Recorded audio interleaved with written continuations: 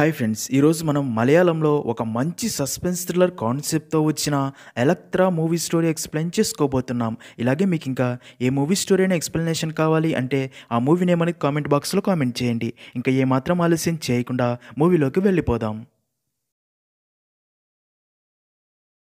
Movie start అవ్వగానే ఒక church father Prakash Raja's Abraham చనిపోయాడు అని తెలిసి అక్కడికి బయలుదేరుతూ నిన్న ఉదయం అబ్రహం ఊరికి వచ్చాడు అని తెలియగానే ఈరోజు ఉదయాన్నే వెళ్ళి తనని కలిసి మాట్లాడాలి అనుకున్నా, కానీ విధిరాత తన చావు కబురు పంపింది అనుకుంటూ బయలుదేరగా అప్పుడే ఫాదర్ ఇంటికి పీటర్ ఫోన్ చేసి, ఫాదర్ నేను కూడా అబ్రహం ఇంట్లోనే ఉన్నా, మీతో ఒక విషయం గురించి మాట్లాడాలి అంటాడు. దానికి ఫాదర్ నేను కూడా అక్కడికే బయలుదేరుతున్నా, అక్కడికి వచ్చాక మాట్లాడదామని చెప్పి ఫాదర్ అబ్రహం ఇంటికి బయలుదేరుతాడు.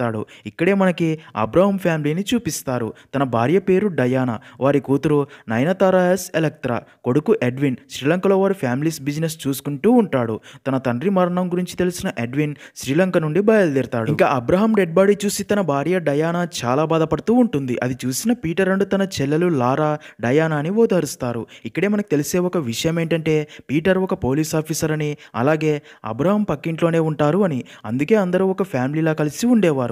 అయితే ఎందుకో తెలియదు కానీ డయానాని చూడగానే ఎలక్ట్రా ఫేస్ కోపంగా మారిపోవడం చూపిస్తారు. ఎలక్ట్రాకి తన అమ్మ అంటే అస్సలు ఇష్టం లేనట్టు ఉంటుంది. అసలు ఇద్దరి మధ్య ఏం జరిగింది అనేది మూవీ స్టోరీ ముందుకు వెళ్లే కొద్దీ తెలుస్తుంది. మరోపక్క ఫాదర్ అక్కడికి వచ్చి అబ్రహం డెడ్ బాడీ చూసి కొంచెం ఎమోషనల్ అవ్వగా అప్పుడే పీటర్ ఫాదర్ని పక్కకి తీసుకెళ్లి, ఫాదర్ ఉదయాన్నే నాకు ఎవరో ఫోన్ చేసి అబ్రహం చనిపోయాడు అని చెప్పారు.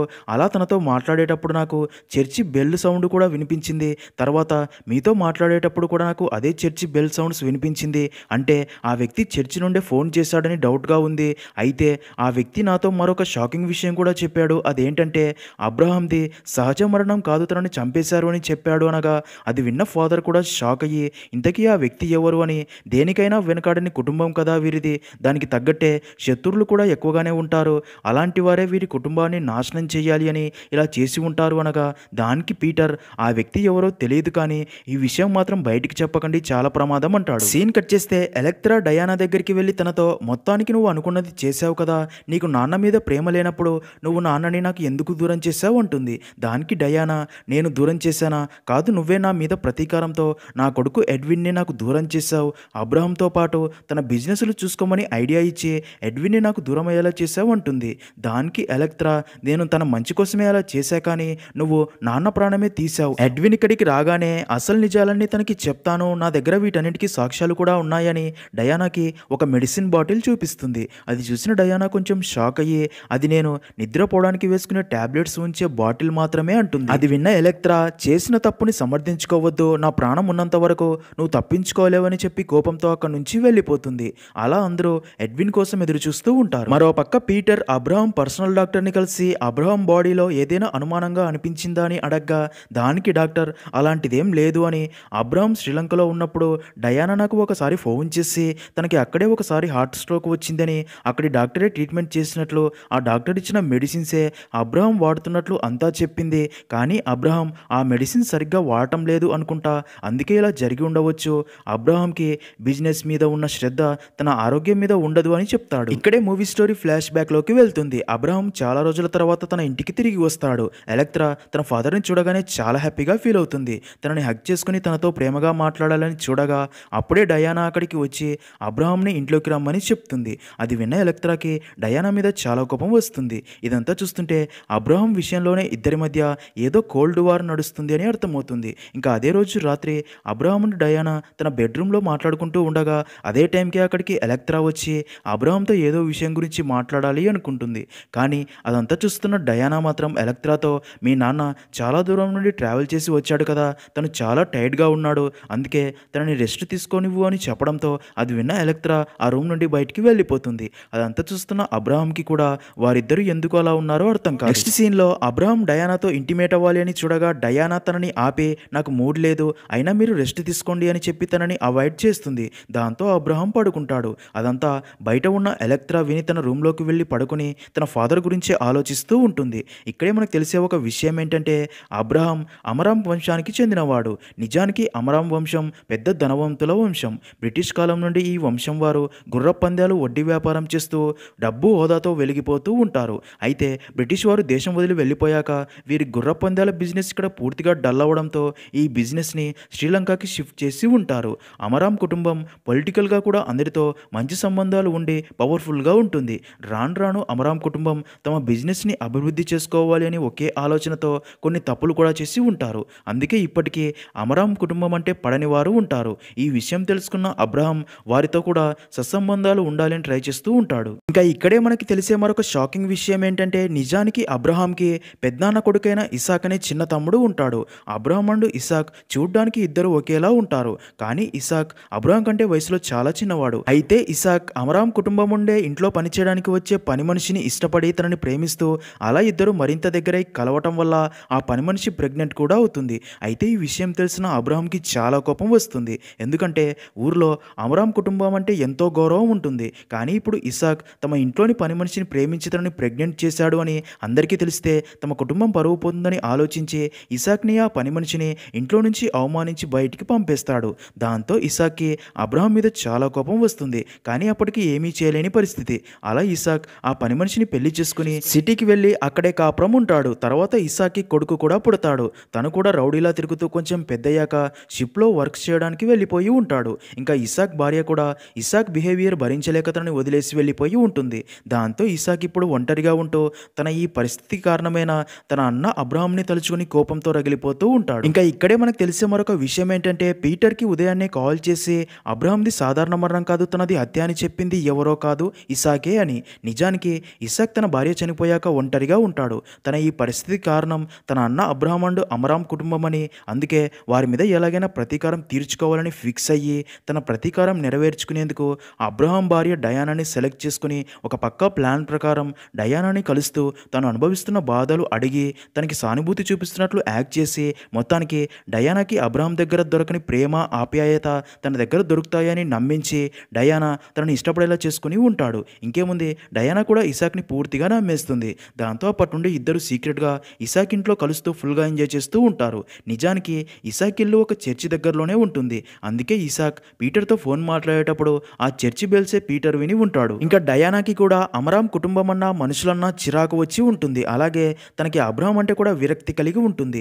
ఎందుకంటే అబ్రహాం ఎప్పుడు తన కుటుంబ గౌరవం, బిజినెస్లు, డబ్బు అంటూ తనని పట్టించుకోకుండా శ్రీలంకకి వెళ్ళి బిజినెస్లు అంటూ ఎప్పుడూ బిజీగా ఉండడమే కాకుండా అక్కడ ఒక మహిళతో అఫేర్ పెట్టుకున్నాడు అనే అనుమానంతో బాధపడుతూ ఉంటుంది. ఇంకా ఇప్పుడు తన కొడుకు ఎడ్విన్ని కూడా తనకి దూరంగా బిజినెస్ అంటూ శ్రీలంకకి తీసుకెళ్లాడు అని అబ్రహాం మీద మరింత కోపం ఉంటుంది. అలా రోజులు గడుస్తూ ఉండగా ఒక రోజు డయానా ఇసాక్ని కలవడానికి తన ఇంటికి వెళ్ళి తనతో కలిసి తనతో ఎంజాయ్ చేసి రావటం ఎలెక్ట్రా చూసి షాక్ అవుతుంది. తన అమ్మ నాన్నని మోసం చేసి మరొకరితో ఉంటుందని అర్థమవుతుంది. ఇంకా డయానాకి ఎలెక్ట్రా తన కూతురైనా సరే తనంటే అస్సలు ఇష్టం ఉండదు. అందుకే ఎలాగైనా అబ్రహాంని వదిలేసి ఇసాక్ దగ్గరికి వెళ్ళి తనతో కలిసి ఉండాలి అనుకుంటూ ఉంటుంది. కానీ కొడుకు ఎడ్విన్ అంటే మాత్రం ఎక్కువ ఇష్టం ఉంటుంది. ఎడ్విన్ కూడా డయానాతో చాలా ప్రేమగా ఉంటాడు. దాంతో అది చూసిన ఎలెక్ట్రా తన ఫాదర్ బిజినెస్ తనతో కలిసి చూసుకోమని అబ్రహాంతో పాటు ఎడ్విన్ని కూడా శ్రీలంకకి తీసుకెళ్లాలా చేసి ఉంటుంది. అందుకే డయానాకి ఎలెక్ట్రా అంటే మరింత కోపం. అలాగే ఇసాక్ అండ్ తన అఫైర్ గురించి అబ్రహాంకి తెలిస్తే ఇసాక్ని చంపేస్తాడు అని భయపడిపోతూ ఉంటుంది. నెక్స్ట్ సీన్లో అలా డయానా ఇసాక్ని కలిసి ఇంటికి రాగా అదంతా దూరం నుండి చూసిన ఎలెక్ట్రా డయానాతో, నువ్వు ఇలా ప్రతిరోజు ఎవరిని కలవడానికి వెళ్తున్నావో నేను అంతా చూశాను. ఇదంతా నేను ఈసారి నాన్న ఇంటికి రాగానే చెప్తాను అంటుంది. అది విన్న డయానా కొంచెం షాక్ అయ్యి, నువ్వు చెప్తుంది నిజమే, నేను ఇసాక్ని ఇష్టపడుతున్నాను, తనతోనే బ్రతకాలి అనుకుంటున్నాను అనగా దానికి ఎలెక్ట్రా, నువ్వు చేస్తుంది తప్పమ్మా, నాన్న గురించి ఒక క్షణమైనా ఆలోచించావా, తనని నువ్వు మోసం చేస్తున్నావు అంటుంది. దానికి డయానా, నువ్వు అబ్రహాం లాంటి వాడికి భార్యవి అయితే నా బాధని పరిస్థితిని అర్థం చేసుకునేదానివి, అయినా నువ్వేం బాధపడకు, మీ నాన్న ఈసారి రాగానే ఇసాక్ విషయం తనకి నేనే చెప్తాను, ఇంకా నా కొడుకు ఎడ్విన్ నన్ను అర్థం చేసుకుంటాడు అన్న నమ్మకం నాకు ఉంది, ఈ వంశ గౌరవం కంటే నాకు నా జీవితమే ముఖ్యం అంటుంది. దానికి ఎలెక్ట్రా, అంటే ఇన్ని రోజులు నా మీద ఉన్న ద్వేషంతో నాన్నతో ప్రేమగా ఉన్నట్లు నటించావు, నన్ను మా నాన్న నుండి దూరం చేయాలి, అదే కదా నీ మనసులో ఉంది అనగా దానికి డయానా, నేను నీలా కాదు, నేను ఎవరి నుండి దూరం చేయాలి అనుకోవట్లేదు, కానీ నువ్వే నా మీద ప్రతీకారం తీర్చుకోవాలి అనే నాతో ఎంతో ప్రేమగా ఉండే ఎడ్విన్ని కావాలనే నా నుండి దూరంగా బిజినెస్ కోసమని శ్రీలంకకి పంపావు. ఒకవేళ ఎడ్విన్ నాతోనే ఉండి ఉంటే ఇసాక్ నా జీవితంలోకి వచ్చి ఉండేవాడు కాదు, దీనంతటికీ కారణం నువ్వే అని చెప్పి ఏడుస్తూ తన రూమ్లోకి వెళ్ళిపోతుంది. ఇంకా మూవీ స్టోరీ ప్రజెంట్లో ఎడ్విన్ ఎయిర్పోర్ట్లో వెయిట్ చేస్తున్నాడు అని తెలియడంతో ఎలక్ట్రా అండ్ పీటర్ ఎడ్విన్ని తీసుకురావడానికి కారులో ఎయిర్పోర్ట్కి వెళ్ళి కారులో తనని ఇంటికి తీసుకొస్తూ ఉంటారు. మరో పక్క ఎలక్ట్రా ఎడ్విన్ని తీసుకురావడానికి వెళ్ళింది అని తెలిసిన డయానా ఫుల్గా టెన్షన్ పడుతుంది. ఎందుకంటే ఎలక్ట్రా ఇక్కడ జరిగిందంతా తనకి ఎక్కడ చెప్పేస్తుందో అని.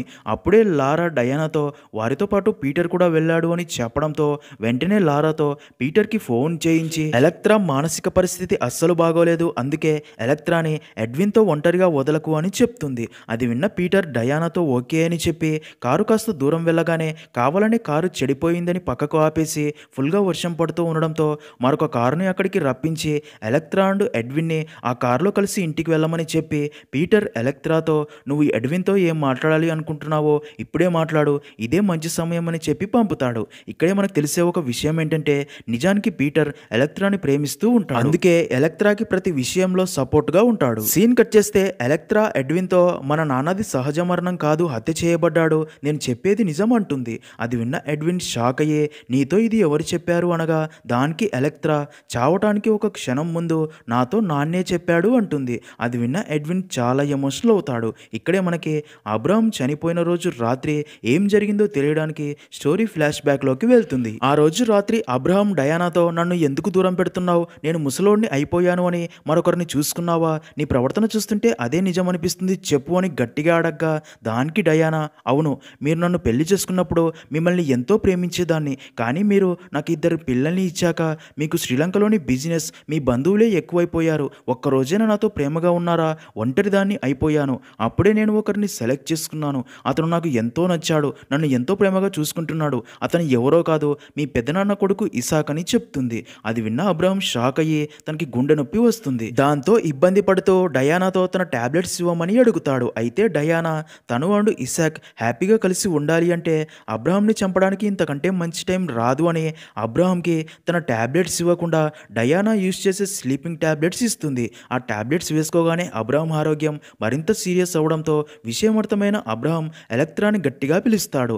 అలా ఎలక్ట్రా అక్కడికి వచ్చి తన తండ్రి సిచ్యుయేషన్ చూసి షాక్ అయ్యి ఏం జరిగింది నాన్న అని అడగ్గా దానికి అబ్రహాం నా చావుకి కారణం మీ అమ్మే నా టాబ్లెట్స్ కాకుండా వేరే టాబ్లెట్స్ ఇచ్చింది అని చెప్పి చనిపోతాడు. అప్పుడే ఎలక్ట్రా డయానా అబ్రహాంకి ఇచ్చిన టాబ్లెట్స్ బాటిల్ చూస్తుంది.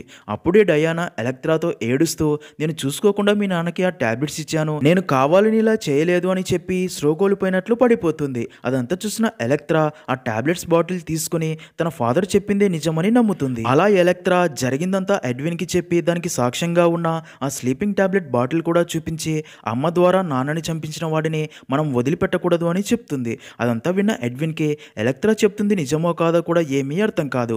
అలా ఎడ్విన్ అండ్ ఎలక్ట్రా కార్లో ఇంటి దగ్గరికి చేరుకుంటారు. వారిద్దరూ కలిసి రావడం డయానా చూసి షాక్ అయ్యి అయితే ఎలక్ట్రా ఎడ్విన్కి అంతా చెప్పి ఉంటుందని అర్థమయ్యి ఎడ్విన్ ఇంట్లోకి రాగానే తనని పట్టుకుని బాగా ఏడుస్తుంది. ఎడ్విన్ తనని ఓదారుస్తాడు. అప్పుడే డయానా తనతో ఎలక్ట్రా మానసిక పరిస్థితి అస్సలు బాగోలేదు అని తను ఏవేవో జరిగినట్లు ఊహించుకుంటూ పిచ్చిదనిలా మాట్లాడుతుంది, అందరితోనూ అలాగే ప్రవర్తిస్తుంది, అందుకే తను ఏం చెప్పినా పట్టించుకోవద్దు అని చెప్తుంది. అది విన్న ఎడ్విన్ కూడా అవునమ్మా వచ్చేదారిలో ఏవేవో చెప్పింది, నేను తన మాటలు నమ్మలేదు, నీ గురించి నాకు తెలుసు కదా అని ఎడ్విన్ తన అమ్మ మాటలే నమ్ముతాడు. నెక్స్ట్ సీన్లో అలా అబ్రహాంకి అంత్యక్రియలు పూర్తి చేస్తారు. తర్వాత ఎలక్ట్రా ఎడ్విన్ని కలిసి నాన్న చావుకి కారణమైన వాడిపై మనం పగ తీర్చుకోవాలి అనగా దానికి ఎడ్విన్ నాన్న చనిపోయిన బాధలో నుండి నువ్వు ఇంకా బయటికి రాలేకపోతున్నావు, అందుకే ఇలా మాట్లాడుతున్నావు, ఇదంతా నీ వైల్డ్ ఇమాజినేషన్ మాత్రమే, అందుకే అమ్మే నాన్నని చంపింది అంటున్నావు, అది కూడా ఎవరో మూడో వ్యక్తి చెప్తే, అమ్మ చెప్పినట్టే నీకు నిజంగానే పిచ్చి పట్టింది అని ఎలక్ట్రా మాటలు నమ్మడు. దాంతో ఎలక్ట్రా తనతో నేను చెప్పేదంతా నిజం, అమ్మ తనని కలవడానికి వెళ్ళడం నేను చూశాను, ఇదే నిజమని నీకు అర్థమయ్యేలా ప్రూవ్ చేస్తాను అని చెప్తుంది. సీన్ కట్ చేస్తే అలా కొన్ని రోజుల తర్వాత ఒక రోజు పక్క సిటీలో ఏదో వర్క్ ఉందని చెప్పి ఎడ్విన్ అండ్ ఎలక్ట్రా వెళ్ళిపోతారు. ఈ విషయం తెలిసిన డయానా ఇసాక్ని కలవాలి అని తన ఇంటికి వెళ్తుంది. అప్పుడే డయానా ఇసాక్తో ఆ రోజు రాత్రి ఏం జరిగిందో అంతా చెప్పి తనే కావాలని అబ్రహాంకి తను వేసుకునే టాబ్లెట్స్ కాకుండా స్లీపింగ్ టాబ్లెట్స్ ఇచ్చి తను చనిపోయేలా చేశాను, ఇదంతా నేను మన ఇద్దరం హ్యాపీగా కలిసి ఉండడానికే అడ్డుగా ఉన్న అబ్రహాంని చంపేశాను అంటుంది. అలా ఇద్దరు చాలాసేపు మాట్లాడుకుని దగ్గరవుతారు. తర్వాత డయానా అక్కడి నుంచి తిరిగి ఇంటికి వచ్చేస్తుంది. ఇక్కడే ట్విస్ట్ ఏంటంటే అప్పటికే ఇంట్లో ఎడ్విన్ ఉంటాడు. ఎడ్విన్ని చూసి డయానా షాక్ అవుతుంది, అప్పుడే సిటీ నుండి తిరిగి వచ్చేశాడు అని. ఎడ్విన్ తన అమ్మతో నాకు ఈరోజు అంతా తెలిసిపోయిందమ్మా, నేను అక్క ఈరోజు నిన్ను ఫాలో అవుతూ వచ్చి నువ్వు వాడిని కలవటం మాట్లాడుకోవడం అంతా విన్నాను. ఎన్ని అబద్ధాలు చెప్పావమ్మా నాకు. ఒకవేళ నన్ను అక్కడ చూసి ఉంటే ఏం చేసేదానివి? వాడి చేత నన్ను కూడా చంపించేదానివా? వాడిని జాగ్రత్తగా ఉండమని ఎందుకు చెప్పావు? అయినా వాడికి అక్కడ జాగ్రత్తగా ఉండాల్సిన అవసరం రాదులే. పైకెళ్ళి హాయిగా రెస్ట్ తీసుకుంటాడు. ఎందుకంటే వాడిని నేను చంపేశాను. సాక్ష్యాలు ఏవి మిగలకుండా చంపేశాను అని చెప్తాడు. అది విన్న డయానా షాక్ అయ్యి గుండెలు పగిలేలా ఏడుస్తుంది. నిజానికి డయానా ఇసాక్ని కలిసి అక్కడి నుంచి రాగానే ఎలెక్ట్రా ఎడ్విన్కి గన్ ఇచ్చి ఇసాక్ ఇంట్లోకి తీసుకెళ్లి ఎడ్విన్తో ఇసాక్ని షూట్ చేసి చంపేయించి ఉంటుంది. ఇసాక్ని తలుసుకుని డయానా అలా బాధపడుతూ ఉండగా డయానా బాధపడడం చూసిన ఎడ్విన్ ఇలా చేసినందుకు నా మీద కోపంగా ఉందా అమ్మా, నన్ను ద్వేషిస్తున్నావా అని ఎమోషనల్ అవ్వగా అప్పుడే అక్కడికి ఎలెక్ట్రా వచ్చి ఎడ్విన్ని అక్కడి నుంచి పంపి చేసిన పాపానికి వాడికి తగిన శిక్ష ఇదే, ఇకనైనా నువ్వు బుద్ధిగా ఉండు, జాగ్రత్త అని చెప్తుంది. సీన్ కట్ చేస్తే అలా 3 నెలలు గడిచిపోతాయి. ఎడ్విన్ తనకి ఆ ఇంట్లో ఉండడం భయంగా ఉంది అని అందుకే దూరంగా వెళ్దామని ఎలెక్ట్రాకి చెప్పడంతో వారు గోవాకి వచ్చి ఉంటారు. అయితే ఎడ్విన్ ఇప్పటికీ జరిగిందే తలుచుకుని సాడ్గా ఉంటాడు. కానీ ఎలెక్ట్రా మాత్రం అన్నీ మర్చిపోయి హ్యాపీగా చిల్ అవుతూ ఉంటుంది. ఎడ్విన్ సాడ్గా ఉండడం ఎలెక్ట్రా చూసి ఇక్కడికి వచ్చాక కూడా ఎందుకురా సాడ్గా ఉన్నావని అడగ్గా దానికి ఎడ్విన్ మనం తప్పు చేశామక్క అని చెప్పి ఏడుస్తాడు. ఇక్కడే రివీల్ అయ్యే ట్విస్ట్ ఏంటంటే నిజానికి ఎడ్విన్ ఇసాక్ని చంపినందుకు బాధపడటం లేదు. ఇసాక్ని చంపేశాను అని ఎడ్విన్ తన అమ్మతో చెప్పాక అదే రోజు రాత్రి ఇసాక్ చనిపోయాడు అనే బాధలో డయానా కూడా ఆత్మహత్య చేసుకుని చనిపోయి ఉంటుంది. దాంతో ఎడ్విన్కి తను ఇసాక్ని చంపడం వల్లే తన అమ్మ చనిపోయింది అని, అంటే తన అమ్మ చావుకి కారణం కూడా తనే అని చాలా బాధపడుతూ ఉంటాడు. విషయం అర్థమైన ఎలెక్ట్రా తనతో నువ్వు ఏ తప్పు చేయలేదు, నువ్వు ఏదైతే చేసావో అది తప్పే కాదు, తప్పు చేసింది వాళ్ళు, నాన్న చావుకి కారణం వాడు, అలాంటి వాడిని నువ్వు చంపడం తప్పు ఎలా అవుతుంది? ఇంకా తప్పు చేసిన అమ్మ తన ప్రాణం తనే తీసుకుంది, ఇందులోని తప్పే లేదు అని తనని ఓదార్చి నీకు నేనున్నానని ధైర్యం చెప్తుంది. ఎడ్విన్ కూడా తనకి ఇంకా ఈ లోకంలో ఉంది తన అక్క మాత్రమే అని తన మీదనే ఫుల్గా డిపెండ్ అవుతాడు. నెక్స్ట్ సీన్లో అలా ఎడ్విన్ అండ్ ఎలెక్ట్రా తిరిగి తమ ఇంటికి వచ్చేస్తారు. ఇద్దరు జరిగిందంతా మర్చిపోవాలని ట్రై చేస్తూ ఉంటారు. ఇక్కడే మనకు తెలిసే ఒక విషయం ఏంటంటే ఎడ్విన్ అండ్ ఎలెక్ట్రా ఇసాక్ని చంపినా సరే పోలీసులు ఎందుకు వారిని కనిపెట్టలేదు అంటే ఎలెక్ట్రా ప్లాన్ ప్రకారం ఇసాక్ ఇంట్లోకి ఒక దొంగ వచ్చి ఇంట్లోని డబ్బంతా దోచుకొని అడ్డొచ్చిన ఇసాక్ని చంపినట్లు పక్కా ప్లాన్ ప్రకారం అంతా క్రియేట్ చేసి ఉంటారు కాబట్టి. సీన్ కట్ చేస్తే పీటర్ తనని ఇష్టపడుతున్నాడు అని తెలిసిన ఎలెక్ట్రా తనకి కూడా పీటర్ అంటే ఇష్టం ఉండడంతో తనని కలిసి అదే విషయం తనకి చెప్పి మనం త్వరలోనే పెళ్లి చేసుకుందాం, మా వంశంలో జరిగిన సంఘటనలు అన్నీ మర్చిపోయి నాకు కొత్త జీవితం మొదలు పెట్టాలని ఉంది అని చెప్పగా అది విన్న పీటర్ కూడా చాలా హ్యాపీగా ఫీల్ అయ్యి ఇక మీదట నీకు ఎలాంటి కష్టం రానివ్వనని ప్రామిస్ చేసి తనని హక్ చేసుకుంటాడు. అయితే ఈ విషయం తెలిసిన ఎడ్విన్ మాత్రం అమరాం వంశానికి చెందిన మొత్తం చరిత్ర గురించి రాస్తూ అలాగే ఎలెక్ట్రా చేసిందంతా రాస్తాడు, తన చేత ఇసాక్ని ఎలా చంపించింది అని.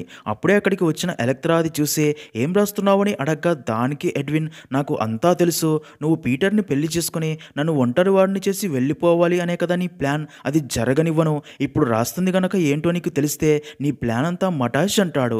దానికి ఎలెక్ట్రా అసలు నువ్వు రాస్తుంది ఏంటి అని అడగ్గా దానికి ఎడ్విన్ ఇది మన వంశ చరిత్ర అంతా రాసేశాను, ఈ కుటుంబంలో ఎంతోమంది పాపాలు చేశారు, తరతరాలుగా కొనసాగుతున్న క్రైమ్ హిస్టరీ ఇది, చనిపోయిన మన పూర్వీకుల జీవితాల మీద పడ్డ రక్తపు మరకలు మన ఇద్దరి జీవితాల మీద కూడా పడింది, ఎందువల్ల అంటే నీ వల్లే, మన వంశంలో చాలా ఇంట్రెస్టింగ్ క్రిమినల్వి నువ్వే, నీకు అమ్మ అంటే అసూయ, నాన్న మాత్రమే చాలు నీకు, అదే నీకు కావాలి అంటాడు. దానికి ఎలెక్ట్రా ఏం మాట్లాడుతున్నావురా, ఇలా మాట్లాడి నన్ను టార్చర్ చేయకు, బాధ పెట్టకు అంటుంది.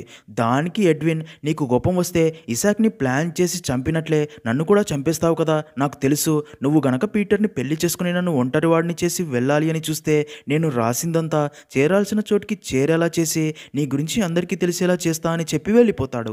అదంతా విన్న ఎలెక్ట్రా చాలా బాధపడుతుంది. నెక్స్ట్ సీన్లో మరుసటి రోజు ఉదయం ఎడ్విన్ లారా దగ్గరికి వచ్చి తను రాసిన పేపర్స్ అన్ని లారాకి ఇచ్చి అనుకోకుండా నాకు ఏమైనా జరిగినా నేను కడబడకుండా పోయినా పీటర్ అండ్ ఎలెక్ట్రాకి పెళ్లి జరిగే క్షణం ముందైనా సరే ఈ పేపర్స్ పీటర్కి ఇవ్వు, తనకి ఎలెక్ట్రా ఏం చేసిందో నిజం తెలియాలి, అప్పటిదాకా ఈ పేపర్స్ అన్ని నీ దగ్గరే ఎవ్వరికి తెలియకుండా దాచమని చెప్తాడు. అదే టైంకి అక్కడికి వచ్చిన ఎలెక్ట్రా అది చూసి లారా దగ్గర నుండి ఆ పేపర్స్ తీసుకోవాలి అని చూస్తుంది. కానీ లారా తనకి ఆ పేపర్స్ ఇవ్వదు. దాంతో ఎలెక్ట్రా ఎడ్విన్తో లారాని పేపర్స్ నాకు ఇవ్వమని చెప్పు, నువ్వు ఏం చెప్తే అలా చేస్తా అంటుంది.